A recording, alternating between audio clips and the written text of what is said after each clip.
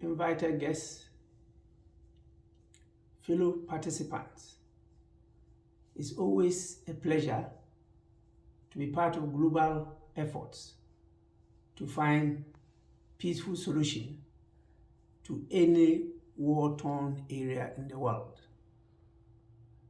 I totally endorse the theme of the conference, which says with courage and vision, building new bridges and opportunities for the Korean Peninsula. I think that is the way to go.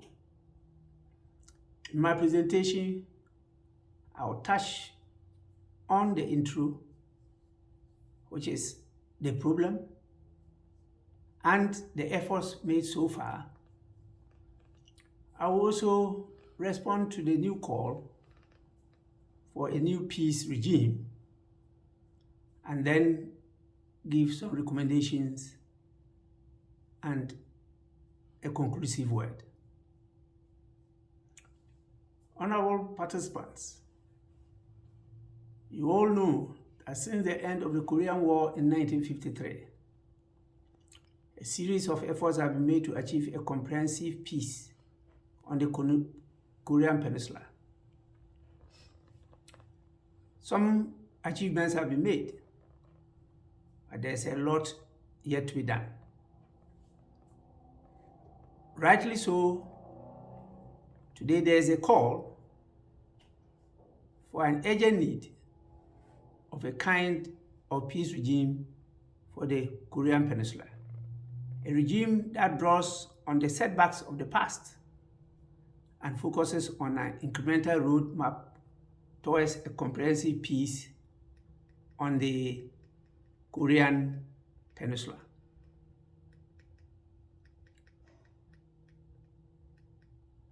A roadmap of a durable, sustainable, and lasting, mutually beneficial peace is the solution to the conflict in the peninsula.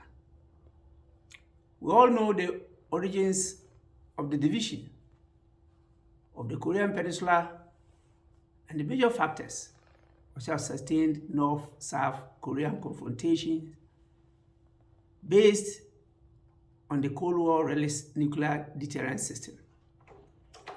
Obviously, given their catastrophic destructive power, the existence and use of nuclear weapons have found validity, primarily in the concept of deterrence. Far from its basic aim of war prevention, however, nuclear deterrence has involved in theory and in practice many risks of war fighting. What efforts have been made so far? The resolution of the issues in the Korean Peninsula seems to be taking forever. There have been several diplomatic efforts to resolve the issue of security on the Korean Peninsula. I can only mention a few here. The six-party talks attended by China, Japan, North Korea, Russia, South Korea, and the United States for the purpose of dismantling North Korea's nuclear program. And we all know it got botched in 2009. The growing distrust between the two countries, and in particular, increased U.S. use of cohesive policy to resolve its security dilemmas, have faced North Korea with considerable doubt in the abandonment of its nuclear and strategic missile capabilities. Meanwhile, new developments in regional and international order cannot turn such an option into a rational choice for North Korea. In the absence of strong security guarantees, it's not possible. Meanwhile, the tendency of the leaders to harden their stance is a source of worry to both North and South Korea and to the entire region, if not the whole world. The call for a new peace regime is a call in the right direction. Today, with the collapse of negotiations threatening to further strain U.S.-North Korea relations and increase tensions on the Korean Peninsula.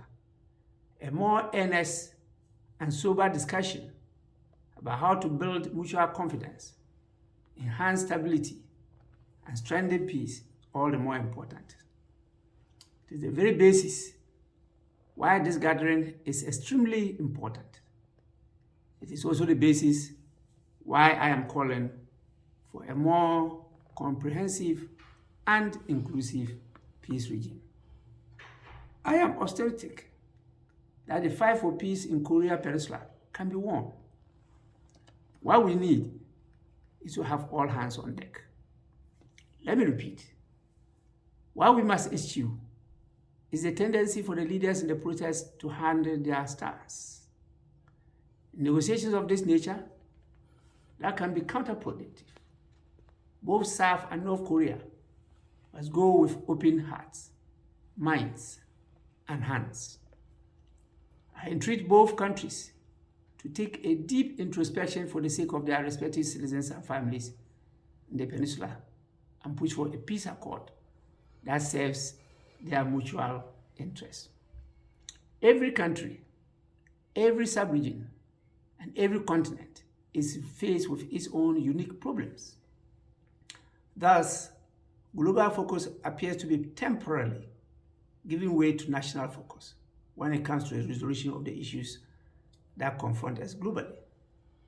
International interest in the Korean Peninsula might soon recede if we do not take advantage of the current desire and commitments.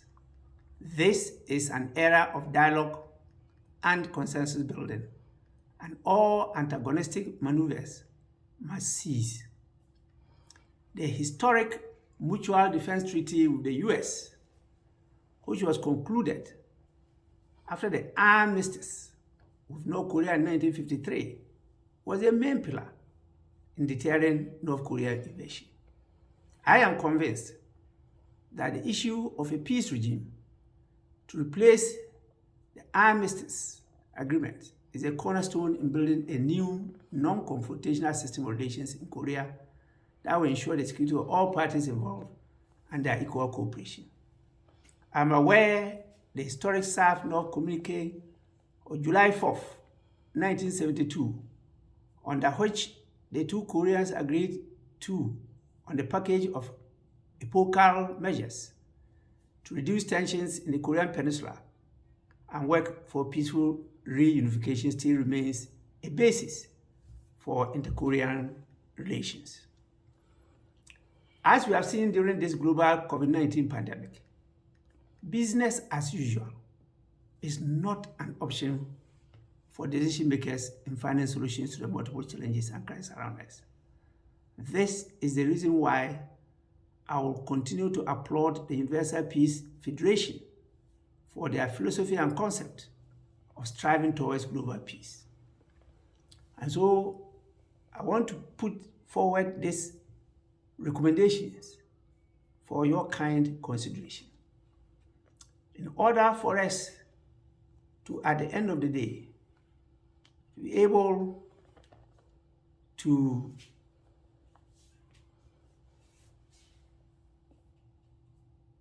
stop conflict, build peace, and sustain that peace, we have to do the following.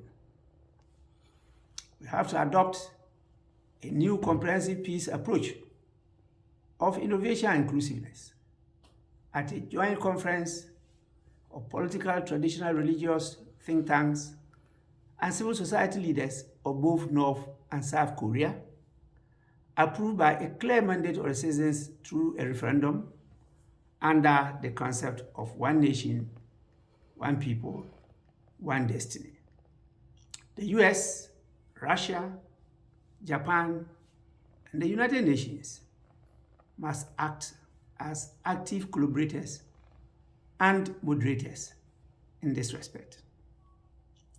2, there must be active goodwill support and financing by the US, Russia, Japan, and the United States in the actualization of these proposals. Savings from mad nuclear proliferation and other sources could also underwrite and sponsor these initiatives. 3, there should be meaningful investment in the private sector, industry, and human resource development to create viable job opportunities to give hope and assurance of peace, happiness, and well-being to the people in the peninsula.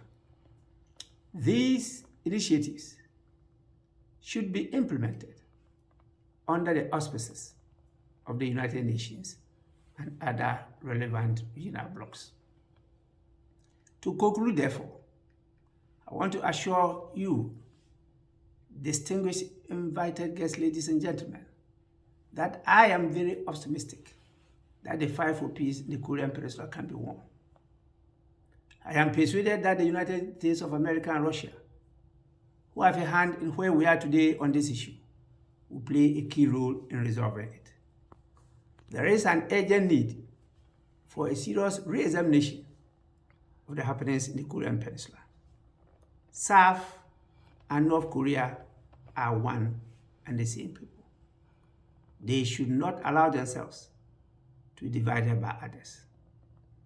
South Korea should not allow its birth by the US-sponsored general elections of August 15, 1948 to enslave it from uniting with its brother North Korea, which was born with the backing of the Soviet Union on September 9, 1948.